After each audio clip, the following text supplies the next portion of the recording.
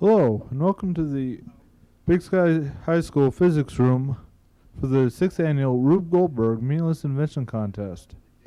This contest is put on every year by physics teacher Jim Harkins to test students' problem-solving skills and their ingenuity in solving one problem with as many steps as possible. This year, on May 22nd, about 40 students gathered in the physics room to do exactly this. For those of you who don't know who Rube Goldberg was, here's physics teacher Jim Harkins to explain that. Well, Rube Goldberg was a cartoonist in the 30s and the 40s who did cartoons that made the simplest little act very difficult and complicated. The turning on the light switch could involve 7 different steps, starting with stepping on a cat and the cat scaring a mouse and the mouse doing this, and etc. So it's a sequence of meaningless events to do a simple task. This simple task involves putting shaving cream on a balloon, shaving an area 5 centimeters square, and washing the balloon off, which can be rather complicated, as this group will now explain. Okay, first of all, we start with the firecracker here, and when the firecracker explodes, it lets down the weight, which pulls this thing and releases the car. The car comes down, breaks the balloon, drops a piece of weight here onto the wires, and when it does that, it pulls the peace sign up so that says the beginning, and at the same time, it turns on the radio so that we have some music here. Okay, then it completes the circuit with a switch, and it starts these pulleys going, which pulls this balloon down, which gets the whipped cream, pulls it down a little farther and hits the 5 sharp razor blades. Comes down, it pulls this weight up back here, which sets off this mouse trap, which completes the circuit, which sets this motor off here, tightens that, pulls this comes down, and pops the water balloon on the nails, and drenches it there. By now you might be asking yourself, this is all fun and good, but what is this supposed to teach students? More than anything, problem solving, because they definitely give themselves a mammoth problem and then they have to go work from scratch right on through to the completion. But it's more than just the average problem solving that they encounter in school, because they have to physically build and have work all the ideas that they put down in paper and talk about. Ms. Harkins thinks that the program has worked well. Oh, I think definitely.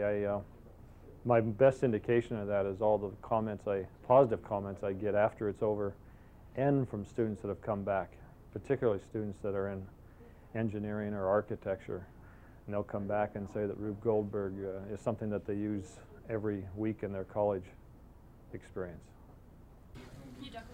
Sometimes, however, these projects don't work real well on the first try.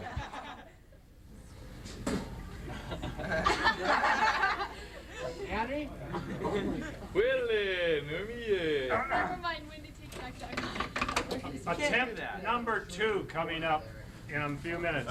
Boo! Are we ready? Oh, Here's wait, attempt number 1. Dun, dun, dun, dun. Some attempts were more successful than others. We ready? Pull your This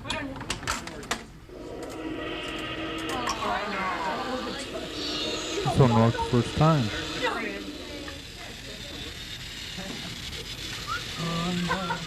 Here's the shave. Okay. Gonna work? Come on, cut it.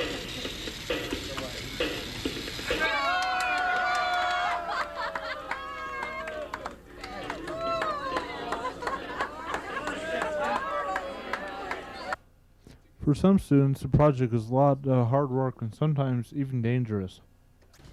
Took us 28 hours to construct, which included up until 3 o'clock this morning. We started on it this last Monday, and it's only Wednesday today, so it's taken a while. And it worked on our second try, which is pretty good. I was almost killed 5 times.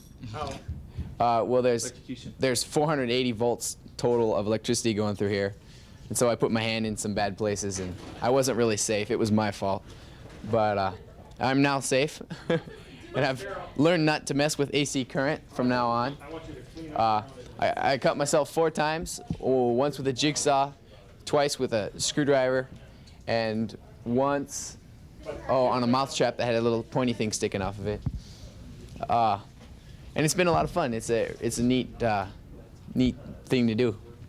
It's a neat project.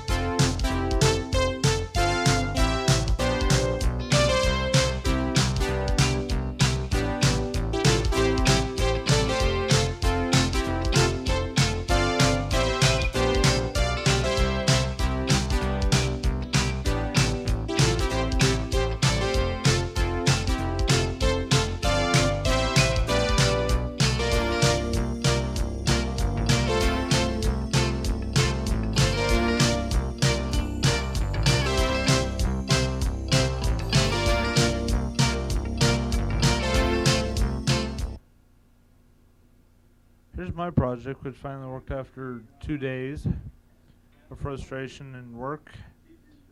I'd like to thank Ms. Harkins for having this contest, and I'd also like to thank MCAT for enabling me to do this, my final production on the station.